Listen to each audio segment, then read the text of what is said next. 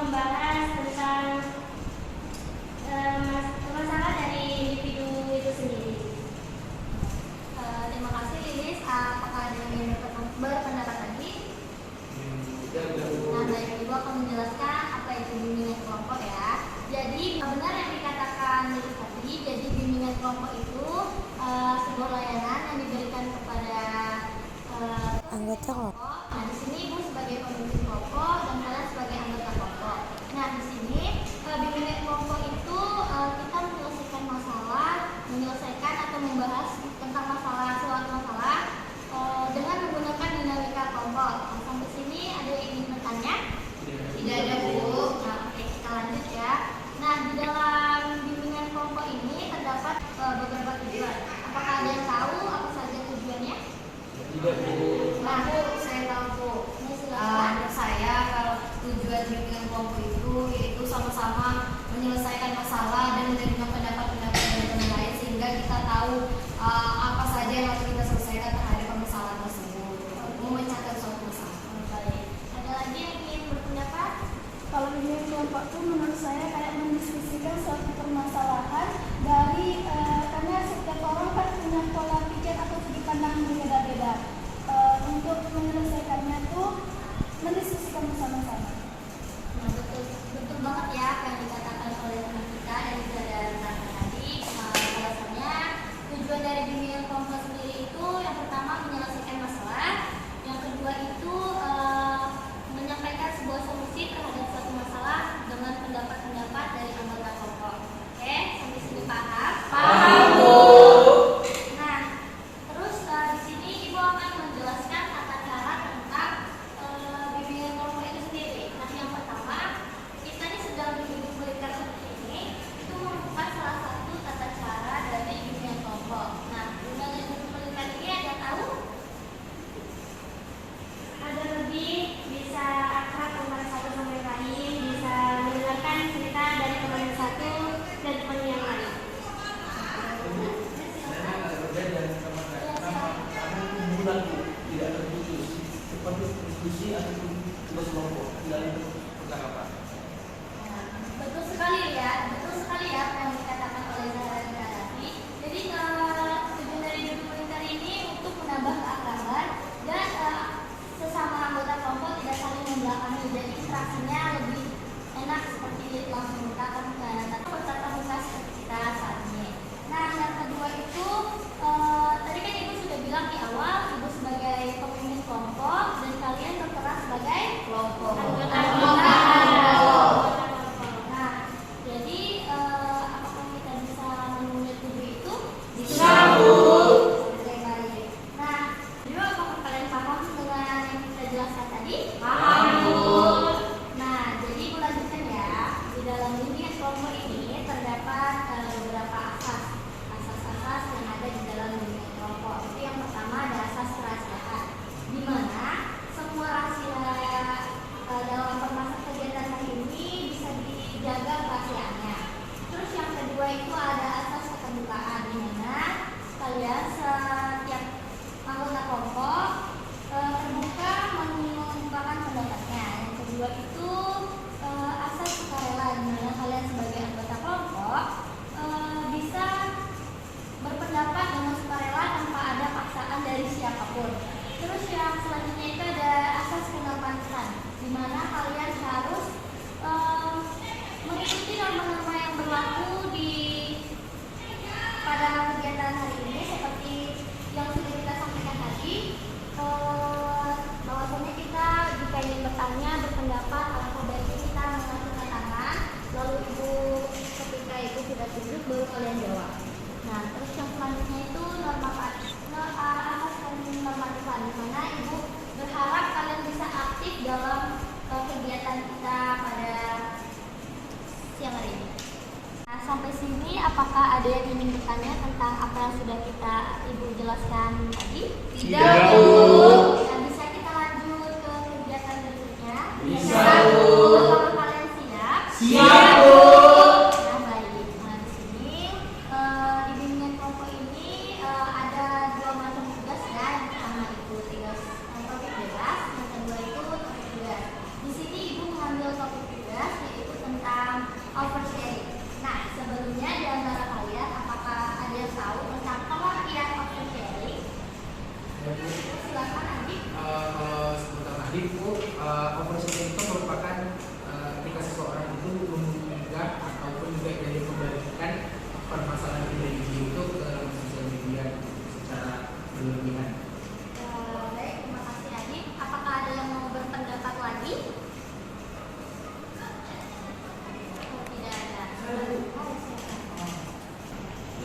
sosial itu tidak hanya di media sosial terus, di kehidupan nyata juga dia selalu terbuka. Jadi orang ini mudah ditebak masalahnya, jadi dia langsung ngomongin orang lain, tidak dia diam-diam aja, dia selalu ibaratnya nggak pendiam, dia nggak tertutup, dia terbuka orangnya, terbuka banget, jadi itu bisa menjatuhkan dia ke tempat najis itu. Mungkin itu pendapat Davi ya. Apakah kalian silakan? Saya Bu ini. Di antara kalian apakah ada yang ingin menambahkan lagi?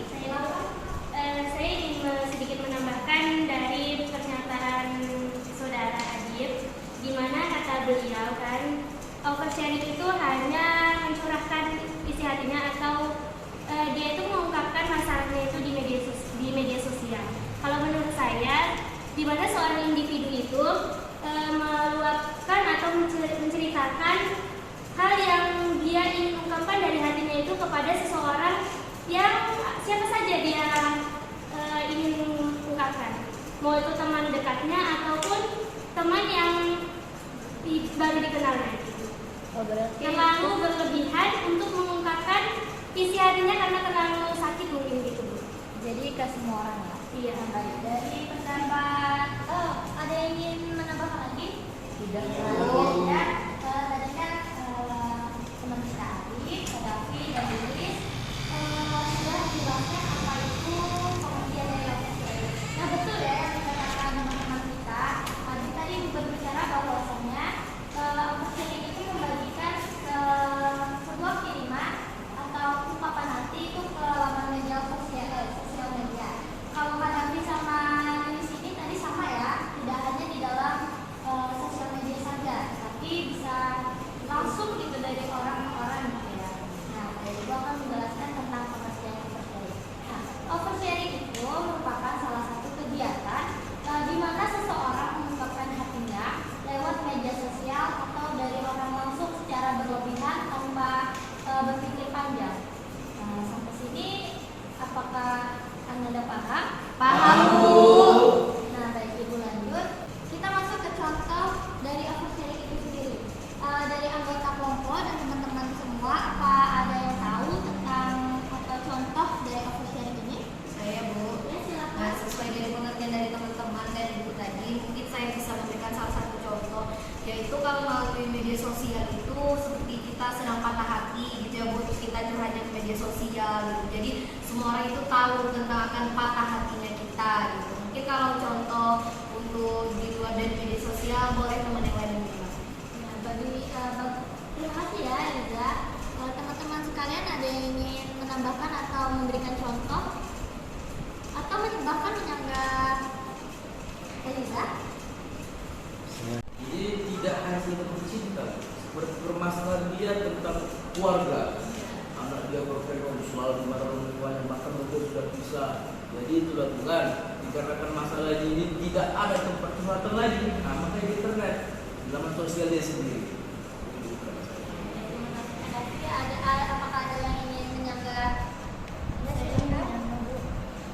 Menurut saya seperti yang dicontohkan Davi tadi itu tuh bukan suatu hal yang wajar, karena membagikan sesuatu masalah yang pribadi itu tidak semua orang peduli terhadap kita. Malahan sebagian orang tuh menjudge kita atau mengatakan itu seperti alay, lebay, norak. Misalnya anak broken home itu tadi contohnya, kita kan tidak tahu kalau orang tuanya berpisah itu terjadinya broken home itu karena apa. Jadi kalau kita membagikan hal tersebut itu bisa saja menjadi bahan ejekan atau cemoohan dari orang lain. Sesuai dari pendapat Kak Davi dan saudara saya Cindy, dia menjelaskan bahwa yang Cindy jelaskan itu lebih tepatnya dampaknya gitu. Kalau Kak Davi tadi kan contoh, jadi kita berpatokan ke contoh. Mungkin kalau dari Cindy ini adalah dampak kita kalau selalu oversharing ke sosial media tentang masalah kehidupan kita. Ya, baik, terima kasih Eliza. Apakah setuju dengan pendapat Eliza? Setuju.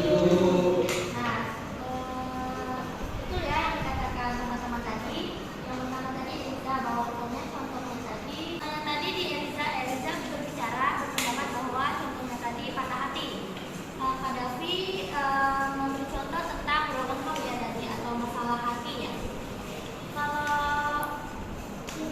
juga punya Kadafi tentang Kadafi.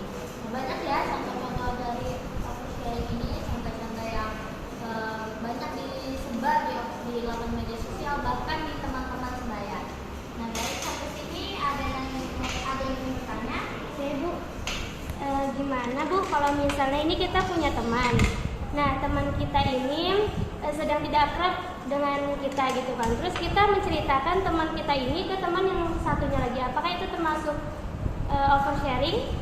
Nah, baik teman-teman, ada yang ingin menjawab pertanyaan dari Lilis tadi? Kalau menurut Ibu itu tuh bukan merupakan oversharing, karena dari definisi yang kita tadi telah setujui bahwa oversharing itu tuh merupakan ketika kita tuh menceritakan pengalaman masalah pribadi kita tuh terlalu lebih. Kalau misalnya cuma hanya sekedar kita tuh hanya menceritakan permasalahan satu kita dari teman kita ke teman yang lain, itu nanti tidak oversharing. Karena kan ya emang sudah sewajarnya kita mencari menceritakan teman kita untuk mendapatkan solusi yang baru supaya kita nih kayak kita berteman dengan kawan yang kita punya masalah tadi. Terima kasih Adif. Apakah Anda semua setuju dengan pendapat Adif? Setuju. Apakah ada yang ingin menjawab pertanyaan dari Lilis tadi? Ya, silakan Adif. Jadi menurut saya, Lilis tadi itu bertanya, tidak dia memang betul yang mengatakan tadi itu tidak bukan oversharing, tapi lebih dia itu nggak bisa mundur. Mulutnya itu kemana-kemana. Nah, jadi Menggunjing ya kadang-kadang. menggunjing dia. Jadi tujuan itu tidak untuk pelajari, untuk menceritakan ada bahan candaan, ada bahan omongan. Gosip ya. Gosip ya. Mama dosa gitu. Oke, baik, terima kasih Kadafi. Bagaimana Lilis? Apakah setuju dengan jawaban dari Adif dan Kadafi? Paham Bu? Oke, baik. Nah, kayaknya mukanya pada tegang-tegang nih ya.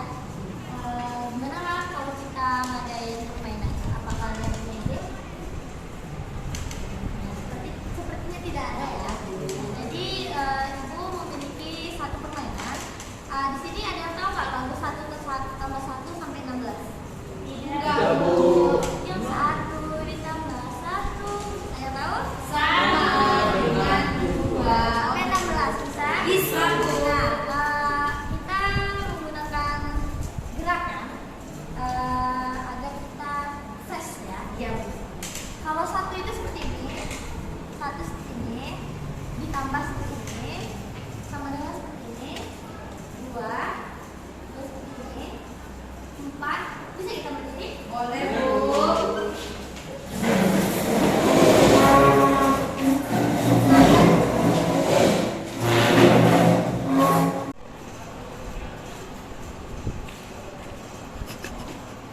Nah, tadi satunya seperti apa? Satu. Ini tambah dengan 2. 4-nya bentuk apa? 4. Ada 4. Habis 4 tambah 4, 8 ya. 8 seperti ini. 8. 16, 1 sama ini. Bisa? Oke, bisa. Kita coba dulu ya. Oke Bu. Ini semua tahu kan lagunya? Tahu. Kita coba ya. 1, 2, 3. 1 ditambah 1 sama dengan 2. 2 ditambah 2 sama dengan 4. 4 ditambah 4 sama dengan 8. 8 ditambah 8 sama dengan 16. 1, 2, 3.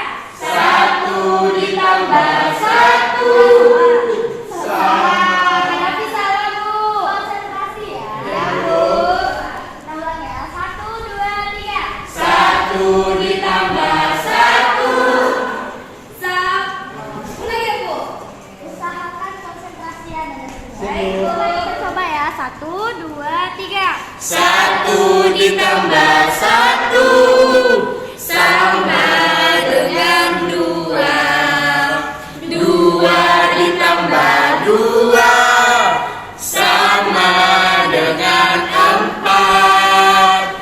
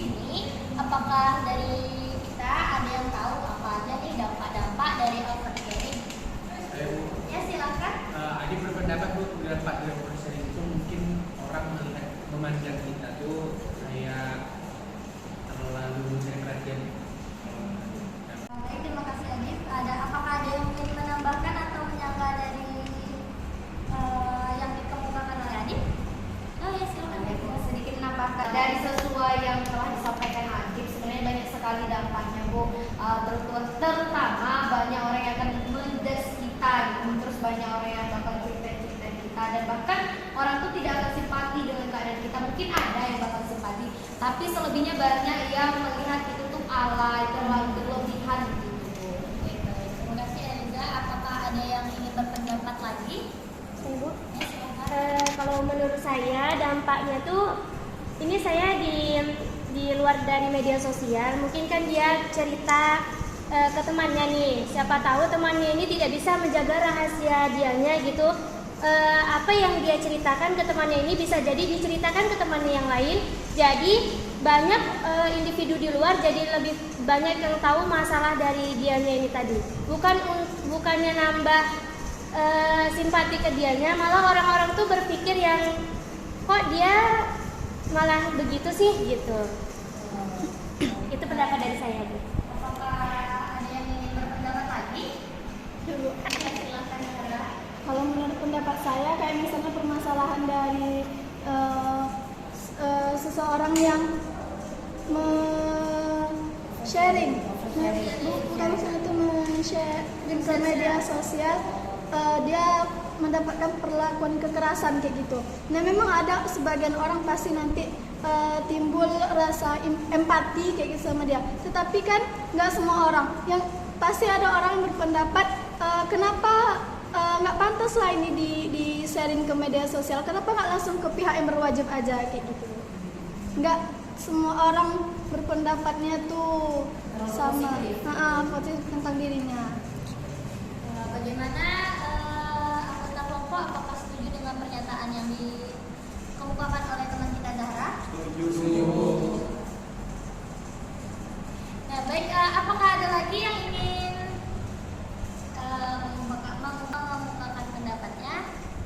Ini sepertinya Ibu dari tadi melihat Ido tadi dari banyak ingin sekali ya menyampaikan pendapatnya.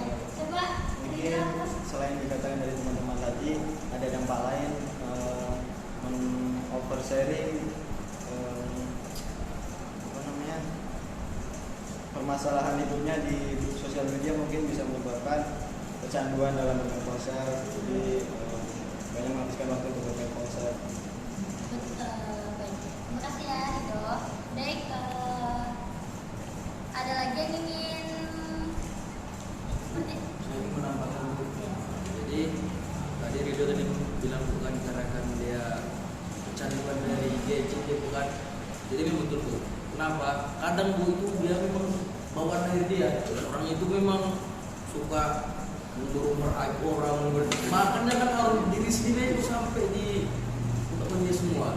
Tapi itu Bu, karena pengaruh dari gadget tadi ini semakin canggih dunia, semakin mudah untuk mengamankan masalah yang tidak seperti di papan tulis. Aku seperti tidak gitu Bu. Bisa dari media sosial, Facebook, Instagram, WhatsApp. Terima kasih ya Kak Davi. Baik, apakah dari kalian semua sependapat dengan apa yang dikemukakan oleh Kak Davi? Saya ingin menyanggah. Ya, silakan Lilis dulu. Kalau menurut saya, Bu, kosakata yang dikatakan Kak Davi itu mungkin kurang benar, tapi apa yang dikatakan dia itu mungkin benar sih, ada benarnya. Bukan bawaan lahir ya Kak Davi, kalau menurut saya mungkin itu dari kepribadian diri dia sendiri itu terlalu berlebihan gitu.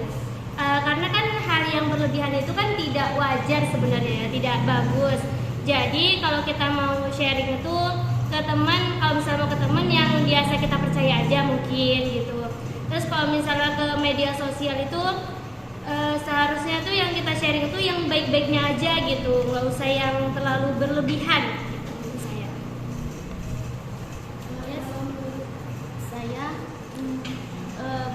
bukan bawaan dari lahir sih, tapi lebih tepatnya anak-anak tuh dari sejak kecil tuh sudah dinampakkan, diperlihatkan di sosial media oleh orang tuanya. Karena orang tua zaman sekarang tuh kan anaknya mandi aja diposting, dalam perut aja baru 2 bulan udah diposting, ya kan? Jadi pokoknya dari kecil tuh anak-anak tuh udah di oversharing sehingga anak tuh nggak ada privasinya sama sekali. Sudah lebih dikenalkan ke media sosial gitu. Baik. Bagaimana Kak Davi? Kadafi, apakah setuju dengan pendapat temannya tadi? Alhamdulillah bagus. Oke, baik. Nah, dari pendapat Kadafi, lalu ada siapa tadi? Cindy dan Lilis tadi, apakah kalian paham? Dan apakah ada yang ingin menambahkan lagi? Silakan, Zara. Menambahkan sedikit tentang dampak bagi orang tuanya, Bu. Soalnya kan kayak anak yang terlalu oversharing itu, orang tuanya menganggap bahwasanya orang tuanya itu nggak jadi tempat curhat ataupun permasalahan untuk menyelesaikan dari apa yang anaknya rasakan tersebut. Dampak bagi orang tuanya ngerasa kurang jadi orang tua yang baik gitu bagi anaknya, karena anaknya lebih memilih untuk menceritakan hal pribadi yang tersebut ke media sosial daripada mendiskusikannya terhadap orang tua itu lebih dahulu. Terima kasih ya Zara. Nah, bagaimana nih pendapat teman-teman tentang apa yang dikemukakan oleh Zara? Apakah kalian setuju? Setuju. Nah, tadi betul ya, ada beberapa dampak-dampak dalam oversharing ini. Banyak nih yang mengemukakan pendapatnya tentang dampak-dampak oversharing. Nah, di sini pasti kalian sudah paham kan? Udah paham banget pastinya tentang dampak-dampak oversharing. Paham, Bu? Paham. Nah, dari dampak-dampak tersebut, apakah kalian pernah melakukan sebuah tindakan oversharing ini? Ya, ada yang ingin? Saya, Bu, itu dulu ya, Bu, dulu pengalaman saya dulu, saya pernah melakukan oversharing itu terhadap media sosial, di mana di situ saya terlalu jengkel sama tante saya gitu, Bu, karena kan kadang kan tante tuh selalu mengompor-ngompori orang tua gitu. Namanya saya dulu juga masih anak kecil gitu ya, Bu, masih fasenya ingin tahu gitu. Jadi saya selalu curhat di media sosial, misalkan orang tua saya nggak sayang sama saya, selalu saya dulu. Tapi dengan kejadian seperti itu, saya pelajari lagi, Bu, ternyata kalau kita selalu sharing-sharing ke media sosial tentang masalah kepribadian kita itu dampaknya sangat tidak baik gitu, Bu. Sehingga dengan kejadian seperti itu saya mempelajari dengan baik, dan alhamdulillah dengan sekarang saya tidak ingin melakukan terhadap oversharing tersebut. Seperti itu. Baik, Eliza. Nah, teman-teman di sini apakah ada yang ingin bercerita atau mempunyai pengalaman tentang oversharing nih? Saya, Bu, Iya, silakan. jadi saya tidak oversharing. Cuman ada teman, jadi oversharing, Bu. Dia di WhatsApp itu kan, dikit, mana kawanku ini, aku memang sendiri di sini. Mana kawan-kawanku yang dulu pernah bersama aku, katanya. Iya. Nah, jadi dikit-dikit setiap dia melangkah cerita, ujung-ujungnya apa, orang kayaknya jijik jadinya. Tuh anak ini kayak nggak ada kehidupannya lagi, mah di sini aja hidupannya gitu. Lebih mengulang-ulang cerita ya? Ngulang cerita, Bu, ibaratkan kayak macam dia aja lah yang ini nggak ada teman, nggak ada siapa-siapa, dia sendiri di sini. Berarti kan aku ingin menceritakan teman kan? Ya, jadi kayak ini kayak gini ya, blok aja nomornya gitu jadinya. Terima kasih Kak Davi. Apakah ada lagi yang ingin share pengalamannya? Ya, silakan. Ini sama seperti Kak Davi juga. Ini teman saya, Bu. Dia tuh punya pacar. Pacarnya tuh toksik kali, Bu. Dia tuh semua masalahnya sama pacar tuh diceritain. Ya, nggak apa-apa sih. Ceritanya kan disakiti pacarnya, diceritanya ke saya. Dibahagiain pacarnya, cerita juga. Dibeliin baju, cerita juga. Dibeliin bunga, boneka, cerita semuanya kan. Dia tuh jadi bikin orang jengkel sama dia, bikin kesel gitu kan, gara-gara dia tuh terlalu terbuka katanya kan. Nanti kalau udah dengar ceritanya dibilangnya kita tuh iri sama dia gitu. Berarti sama ya kayak Kak Davi menceritakan apa pengalaman dari temannya gitu ya. Ada lagi yang ingin men-share pengalamannya tentang oversharing? Cukup. Ada lagi. Silakan. Saya agak menyanggah yang dikatakan Kak Davi tadi, Bu. Yang katanya ya kalau misalnya kita punya teman yang kayak gitu, tapi janganlah sampai kita memblok ataupun putus hubungan gitu sama dia. Soalnya bisa aja kan dia untuk mencari perhatian, kayak dia melakukan hal seperti itu karena dia memang kesepian. Jadi kayak gitulah cara dia untuk mendapatkan perhatian dari orang lain kayak gitu. Coba lebih menasehati dia gitu. Baik, terima kasih. Gimana Kak Davi? saya pengalaman pribadi. Jadi ini memang orangnya memang kayak gitu. Jadi memang ibaratnya kepala bos sendiri ini saking semua orang udah tahu gitu dia. Cuman sampai-sampai kayak gitu banyak nggak suka jadi sama dia. Semua diceritakan. Makan orang ini sering dibully jadinya bu. Bully jadinya. Jadi ujung ibaratnya jalan keluar itu blok nomornya selesai. Maaf Kak Davi, mau bertanya dulu nih. Ini temannya itu apakah dari pihak keluarganya, misalnya nih dari orang tua atau saudara atau teman yang biasanya lebih dekat ke dianya gitu, tidak memperdulikan dianya lagi atau gimana gitu, sehingga dianya itu melakukan perbuatan yang seperti itu yang membuat kalian itu merasa risih gitu dengan keadaannya. Jadi kalau masalah keluarga ini saya kurang tahu. Kenapa? Dikarenakan miskomunikasi. Jadinya semua orang dikarenakan orang dia sudah bilang jelek, jadi semua orang ngakuin jelek juga. Gitu. Betul nggak? Mungkin yang dibilang Kak Davi ini betul yang kalian ungkapkan tadi. Tapi alangkah baiknya Kak Davi harus menasihati teman Kak Davi tersebut agar tidak terlalu seperti itu. Karena akan berdampak buruk pada teman Kak Davi sendiri, seperti contohnya tadi Kak Davi kan menjauhi teman Kak Davi tadi. Bagaimana, setuju dengan pendapat teman-teman tadi? Setuju. Baik. Nah, kayaknya kalian banyak ya yang mengalami oversharing ini. Selanjutnya kita akan membahas gimana sih caranya agar kita tidak oversharing gitu. Ada yang punya pendapat atau mengungkapkan pendapatnya? Atau punya solusi agar kita tidak oversharing? Ya, siapa? Saya Bu, boleh? Kalau menurut saya lebih mendekatkan hubungan dengan orang tua gitu, lebih dekat sama orang tua untuk kalau bisa nih ceritanya ke orang tua dulu, baru kalau misalnya orang tua tidak mendengarkan atau kurang, menurut kita itu kurang, baru kita cerita ke teman yang bisa kita ajak untuk sharing bersama gitu. Lebih mendekatkan diri juga kepada Tuhannya gitu, atau kepada Allah Subhanahu Wa Taala.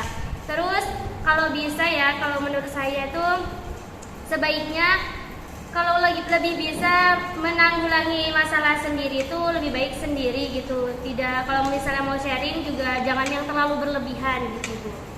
Baik, terima kasih ya. Apakah ada lagi yang ingin berpendapat? Ya silakan Zahra. Kalau menurut saya kayak misalnya sekarang kan udah ada tempat konsultasi yang memang dibuat untuk menyelesaikan permasalahan. Nah, kenapa kalau misalnya kita memang sadar gitu kita orangnya oversharing, kenapa nggak bikin jadwal rutin seminggu tuh setidaknya dua kali atau 3 kali melakukan konsultasi untuk melepas beban pikiran kita gitu. Oke, baik, terima kasih. Apakah kalian setuju dengan pendapat Zahra dan Nubris? Setuju Bu. Tapi saya mau menambahkan nih Bu. Saya setuju dengan pendapat dari teman-teman dari Zara, dari Lilis, itu benar. Tapi saya ingin menambahkan bagaimana cara kita untuk tidak terlalu oversharing, terutama itu mungkin faktor lingkungan ya Bu. Kita tuh harus mencari faktor lingkungan yang lebih sehat lagi Bu. Dan terkadang orang oversharing itu memang masa pubernya Bu gitu. Karena ada tingkatan anak memang zaman-zaman sekarang alay semuanya harus di-upload gitu.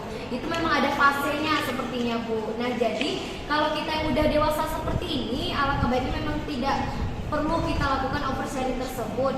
Kalau kita memang mau cerita, ya udah cerita ala kadarnya, jangan terlalu berlebihan. Kalau misalnya kita mau menceritakan kegiatan kita boleh gitu, oversharing itu boleh, tapi dengan cara hal yang positif. Kalau yang negatif itu kan tidak boleh gitu Bu. Jika misalnya kita ada permasalahan terhadap teman, keluarga, ataupun bahkan pacar sendiri, boleh kita cari tempat orang bicara seperti orang tua, sahabat, guru BK gitu kan. Kan kita juga di setiap sekolah punya guru BK. Nah, disitulah tempat guru BK kita bisa bercerita-cerita, kalau nggak sama orang tua dan sahabat kita terhadap orang yang terpercaya. Terima kasih Eliza. Apakah kalian setuju dengan pendapat Eliza? Setuju Bu. Apakah ada lagi yang ingin menambahkan?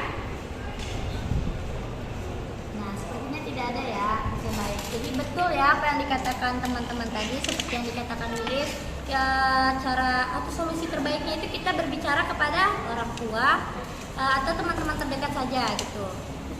Orang tua dulu, kemudian teman terdekat tadi ya. Terus yang kedua tadi ada Zahra. Alangkah baiknya kita konsultasi kepada konselor ya, konselor atau guru BK yang ada di sekolah kita. Terus yang disebut dengan Eliza tadi sama ya, hampir sama. Kita mencari lingkungan hidup yang positif. Nah baik, apakah kalian setuju dengan pendapat teman-teman tadi? Setuju. Apakah kalian paham? Paham.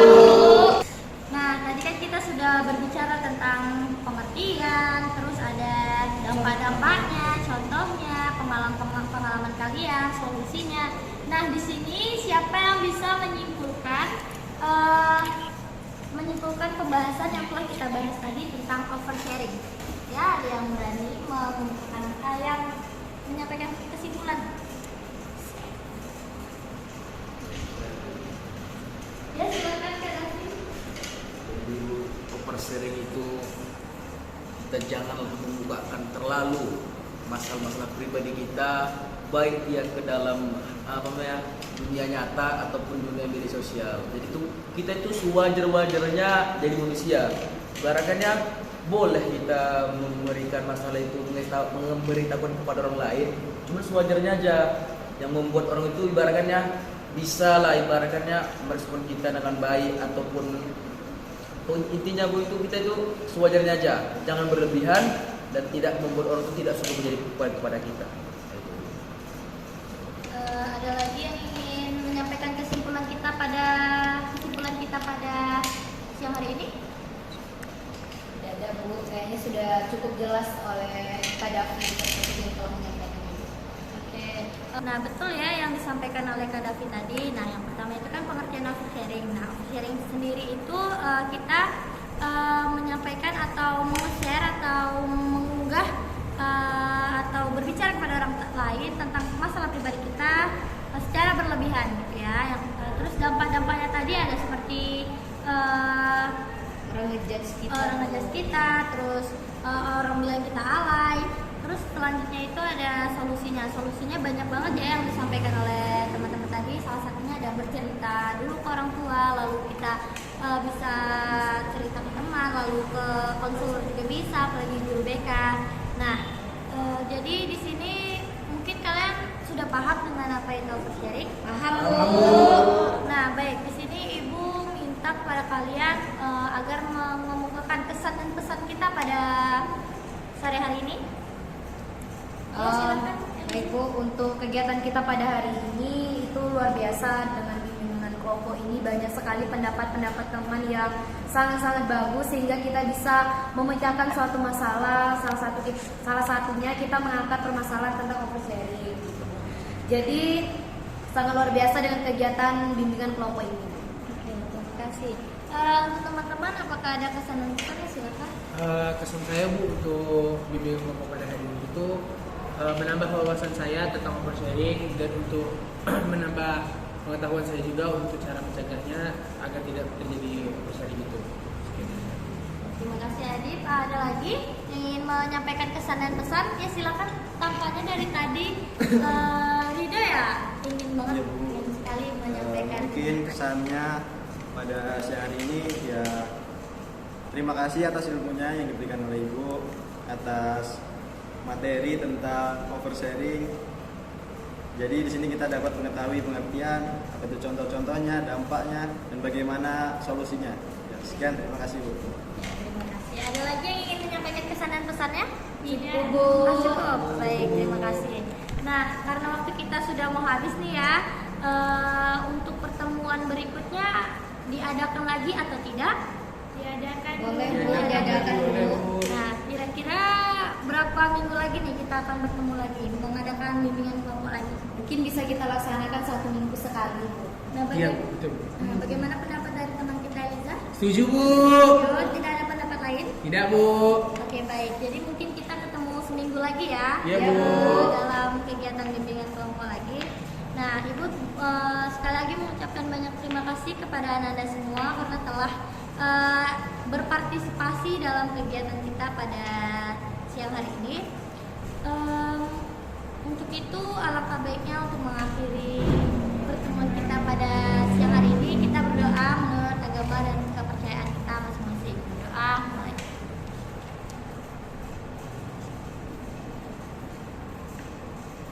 Berdoa selesai. Ibu akhiri, wassalamualaikum warahmatullahi wabarakatuh. Waalaikumsalam warahmatullahi wabarakatuh. I know